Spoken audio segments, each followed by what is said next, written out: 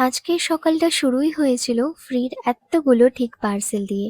প্রথমেই দেখো তোমাদের দেখিয়ে দিলাম কোথা থেকে পার্সেল এসছে। পার্সেল এসছিল সেন থেকে। একটা বেবি টি এরকমই আই থিঙ্ক বলে। তো টি-শার্ট টাইপ এসছিল আর তার সাথে একটা ট্রাউজার এসছিল। তারপর আমি ব্লিঙ্কিট থেকে কিছু জিনিস অর্ডার করে সকালবেলা এই চা আর চিড়ে ভাজা খেলাম। সেদিন দুপুরে কিছু খাওয়া হয়নি, আমার ফ্রেন্ড এসছিল।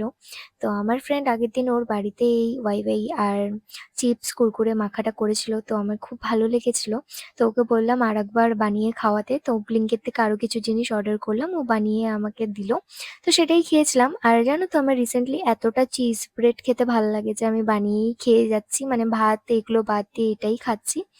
তো সেটাই খেয়ে নিয়েছিলাম। তারপর বিকেল ওই ৬টা নাগাদ বেরিয়ে যাই বিএফ এর সাথে রংটঙে যাওয়ার উদ্দেশ্যে। পাহাড়ে গিয়েছিলাম একটু। ওর বাইকটা হওয়ার পর এবার আমাদের ফার্স্ট পাহাড়ে যাওয়া।